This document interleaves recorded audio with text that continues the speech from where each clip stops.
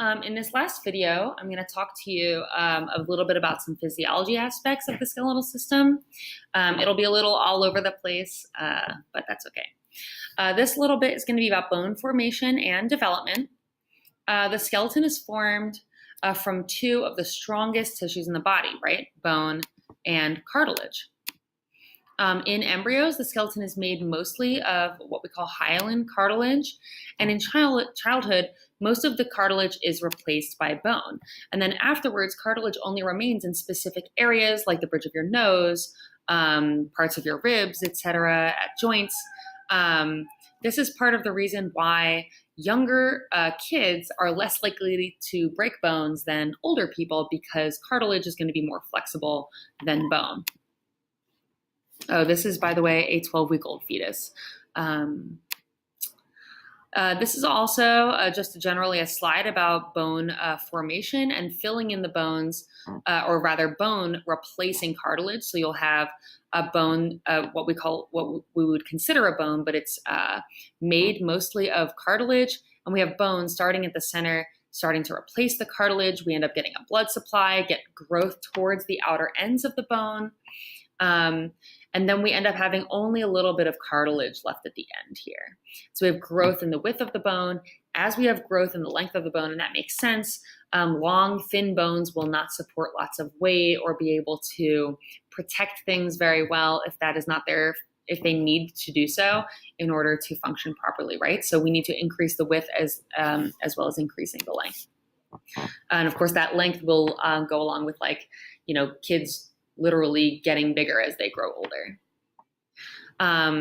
In terms of bone growth, like throughout your life, which you might be experiencing now as teenagers, the bone grows because the cartilage grows here at the end, and then that cartilage is replaced by bone on that inner portion. The cartilage grows here as well, and then it's also replaced by bone. So that's generally how bones are going to grow throughout your life. Bones will also get remodeled so that you have, like, the head becomes rounder versus the shaft growing as well. So bone is reabsorbed or added in various places as well. A couple little bits on long bone structure. The shaft will make up most of the bone's length and is composed mostly of compact bone. So we're only going to focus on long bone structure here. So the shaft is mostly compact bone. And then there are ends of the bones, which are going to be made more of spongy bone as well. I think these are pronounced diaphysis and epiphysis. I could be totally wrong on those, sorry. The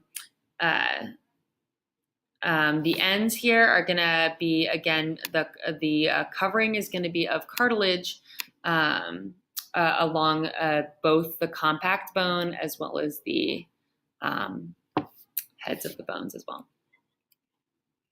In adults, the inside of a long bone is storage for adipose tissue, which is fat.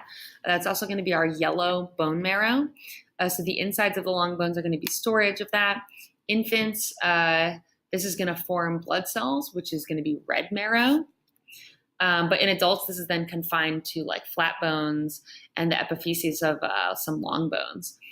So our generally the shaft of the long bones will not be making blood cells with the red marrow. Another sort of physiology aspect is fractures. Fractures are going to be breaks in the bone.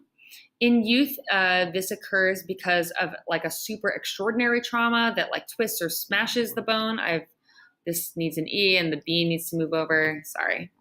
But the reason that it occurs because of an extraordinary trauma in youth is because in youth, like, more of the bone is going to be made of cartilage, and so it takes a lot more to break it. As you get older, the bones are thin, they're weaker, there's less cartilage, and so a fracture can occur significantly more often. Fractures are treated by what we call reduction. And there's different types of fractures as well. A simple fracture is going to be also called a closed fracture. It breaks cleanly, it does not penetrate the skin, versus a compound fracture is going to penetrate through the skin Reduction, that treatment is going to be where we realign broken bone ends, and there's different types of those. It will then be immobilized to allow the healing, and the healing for a simple fracture might take 6 to 8 weeks.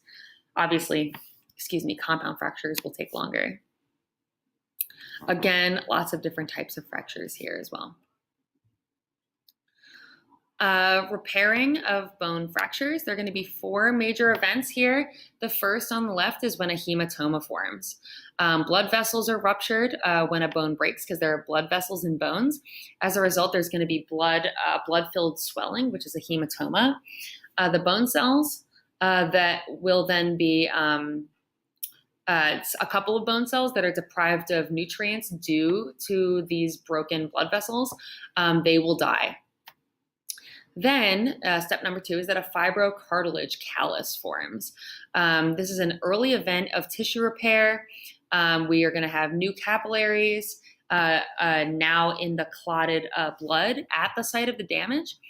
These are going to help dispose of dead tissue by the phagocytes that are going to come through the blood capillaries. There's various types of connective tissue will form. So there'll be this like repair tissue called the fibrocartilage callus. This is going to close the gap between the 2 broken bones as shown here. So we have all of this callus that's formed now. Then we don't want cartilage there. We ultimately want bone. So a bony callus will form. So the osteoblasts and the osteoclasts, these bone cells, will migrate to the area, multiply, and so they're going to replace the fibrocartilage callus with a bony callus made up of spongy bone. And then the last but not least over here, there's going to be bone remodeling that will occur. The bony callus is going to be remodeled in response to mechanical stresses that are placed on the bone, so it forms a strong, permanent patch where the fracture site was. Last but not least, just a little bit on a common bone disease here, osteoporosis. It is a bone thinning disease, affects over half of women over 65 and about 20% of men over 70. There's a ratio of bone formation to breakdown. And in the case of osteoporosis, it is out of balance because the osteoblast activity for bone formation decreases. Bones of the spine, neck, and femur. Bones of the spine and the neck of the femur are particularly susceptible to osteoporosis. The vertebral column will, you'll see this vertebral collapse, as you can sort of see in the image here, resulting in a hunched over posture. Some of this is attributed to estrogen. So estrogen helps maintain health and normal density of a woman's skeleton, and there's an estrogen deficiency that occurs after a woman goes through menopause. And we think that this contributes to the occurrence of osteoporosis. This can also be affected, of course, by a diet poor in calcium and protein, lacking vitamin D, smoking, etc. And then we have a video on osteoporosis. So.